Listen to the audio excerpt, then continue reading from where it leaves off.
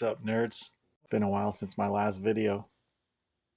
So basically, you probably didn't see it anyway, so we're pretty much starting over. Today we're gonna unbox, set up, and run my Hyper TT 2.0 from Hobao. Hobao. This is the almost ready to run version, the pirate version, the ARR version R. Get it? Yeah, you can see why I'm doing RC car videos and not in stand-up comedy. All right, let's get this thing out of here. Excuse my work area. Please like and subscribe so I can afford a nicer, cooler area to do this. All right, let's check this thing out. Hyper TT 2.0 electric. New front and rear suspension arm. Center diff is directly connected to rear diff. New CNC aluminum laydown motor mount. Center top brace designed with wire pass-through. Lightweight aluminum chassis. New CNC aluminum suspension arm. Holder. FF, FR, RF, RR. And pill inserts. Oil-filled and 12mm aluminum big shocks. So it says aluminum big shocks with cap protector, front and rear, and a roll bar. New front and rear shock tower. New steering servo saver system with hard spring and rack. Enlarge the receiver box. What the hell does that mean? Enlarge the receiver box. Oh, maybe they're saying they enlarged it. Okay, CNC aluminum front top plate. New adjustment battery tray. New spur gear cover. Okay. And if you can see here, it says electric off-road, four-wheel drive, waterproof servo, which this doesn't have the servo, so obviously they're using the same box. Front, rear, and center differential. So what do we got on the side here? The pirate version. R. Body color, clear. 10th scale, 14 plus. This product is not a toy. No, that's BS. This is a toy. This is a freaking toy car. It is a toy. Hobao, you're wrong. What do we got here? Those are the optional parts, which I will not be doing optional stuff. We got the specs. Length, 434 millimeters. Width, 318 millimeters. Height, 176 millimeters. Wheelbase, 280 millimeters. Front track, 254 millimeters. Rear track, 252 millimeters. Weight, 1955 grams, ready to run. Or 1110 grams, almost ready to run.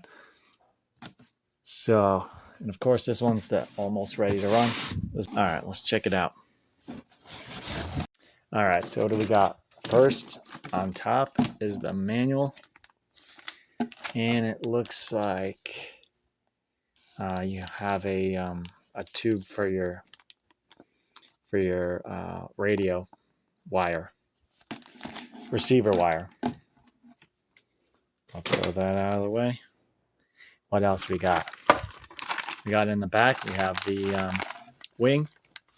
So you got to mount the wing on. And it looks like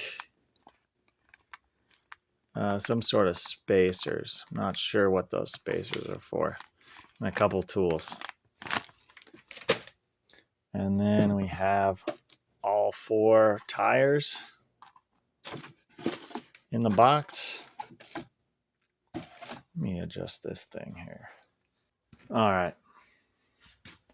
Okay, I think this is going to be much better. Anyways, now you can see inside the box. Got all 4 tires. These tires are not mounted. They actually feel pretty good. So my track is outdoor dirt, like soft loam, like old school stuff. And these are like a little step pin, little mini pin. And they actually feel pretty good. I think they're going to be good on that track. It might be a little bit not as soft. They might not be as soft as I want, but I think they're going to be good. So I'm just going to run these rather than buy new tires. That looks kind of like it might be a standard stadium truck, but I'm not 100% sure. So I'm just going to run these for now. I think they're good enough. Yeah, they're going to be good enough. All right, so let's take these out. And these are, what are the markings? There's no markings on them. Okay. All right, next up is the clear body. And it looks like it's got the body holes in it already. You got 2 up front and then 1 in the rear. So it's already got the mount holes. Everything's cut out. So that's good. It'll save me a little bit of time not having to cut this thing. It does look like, yeah, I don't know. I haven't seen the stickers yet, but it either has outside stickers or I got to do the inside. I'm not 100%. But all right. Now here's the car itself. This thing is pretty light feeling. Oh, it's got little shock protectors on there. It's got aluminum shocks. It's got a little bit of it's got like a boot shock protector on there. Has sway bars.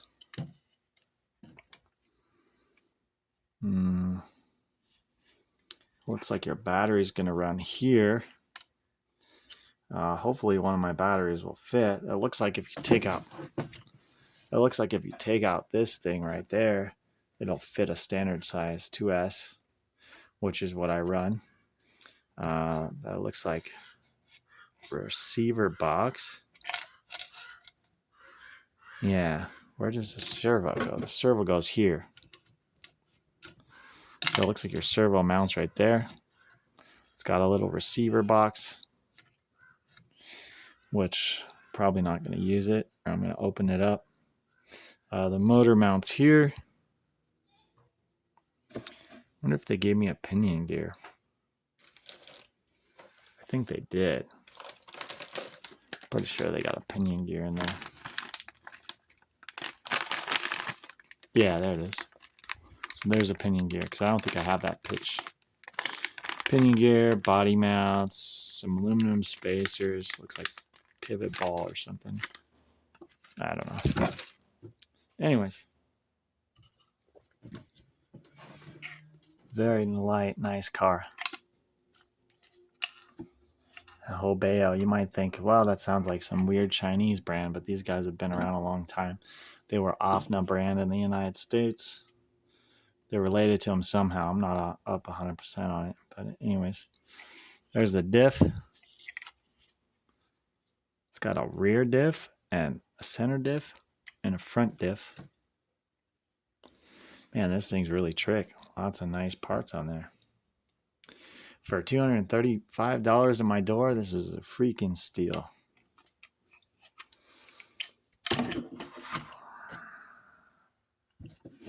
There's the bottom. Hyper TT 2.0. Nice aluminum machine piece. Now this truck is going to be strictly strictly racer only. It's going to be only on the racetrack. I will not take it anywhere else. Either my local hobby shop or my little track at home. Anyways, that's enough yapping.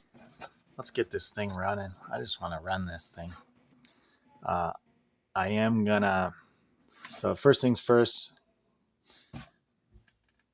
I'm gonna paint the body, get that all set up, and then I'm gonna dye the wheels because I decided I'm gonna dye the wheels pink. Good afternoon, Nick Fontenaka. Good afternoon, Fontenaka. So my goal is my local hobby shop does not carry this brand. Um, I'm hoping when I take this out on the track, other people are going to see it and they're going to want one. And then we're going to get a class going. So until then, I'm going to have to run it in the open short course class. But I think these are going to be a hit. So I plan to take it to my local hobby shop owner and show him this thing, and then tell him he should become a dealer. He's kind of a hater on four-wheel drives, though, so we'll see. But if not, I'll be the only guy racing this forever. Anyways, enough yapping. I'm going to start putting this thing together, and we'll be back.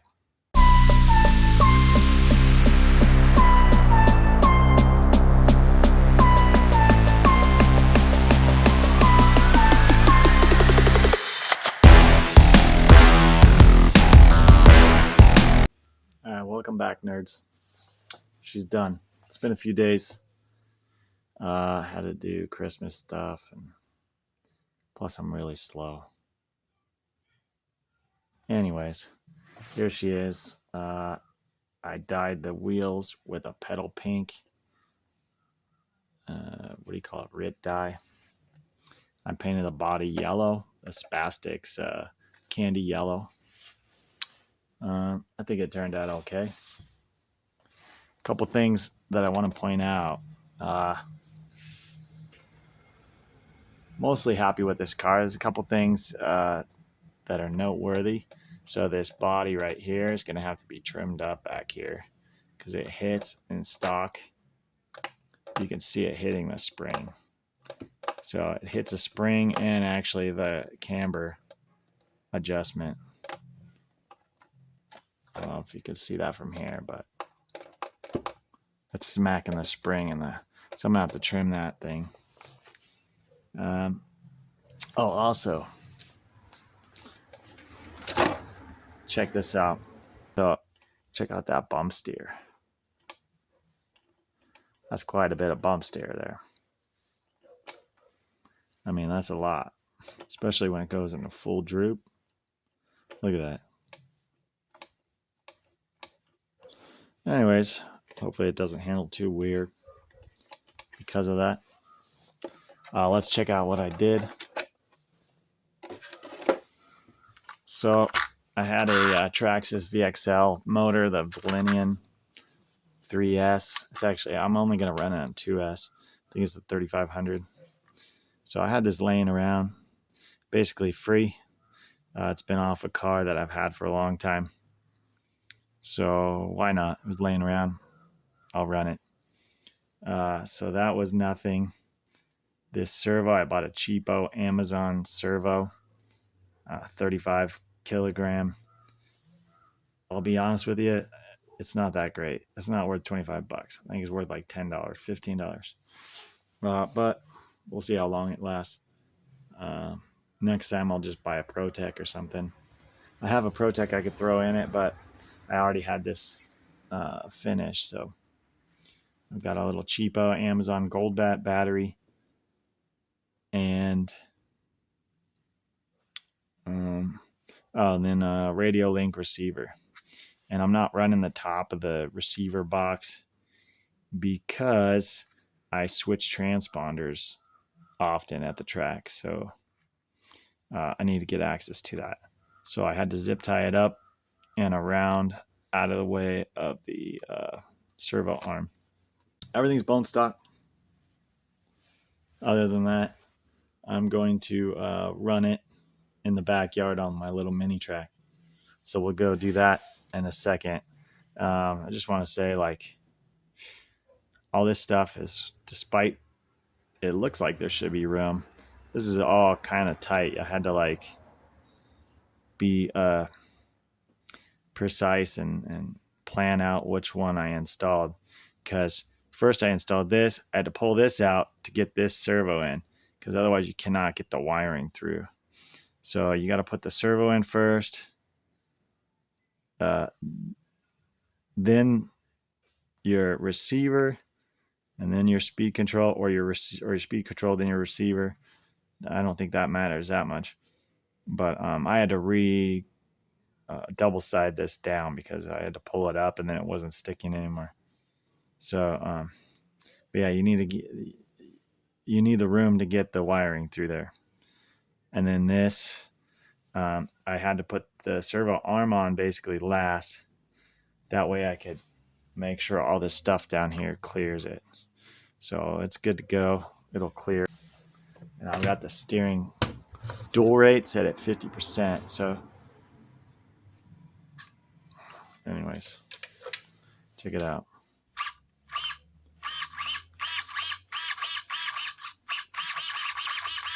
No clearance issues.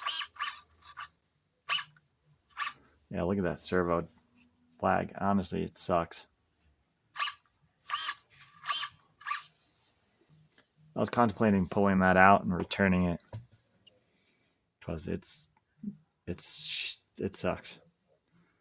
But I think I might just run it and then maybe I'll pull it out after this race and put in something better, and then basically spend double the price for a ProTech. Put that in there. That's going to work properly. Anyways, yeah, this stuff is all tight. The motor's not too hard to get in. You can reach it from the back. The screws, the access. It sounds like it's not good, but it is good. Let's see. You can see a little. There's my lash in there.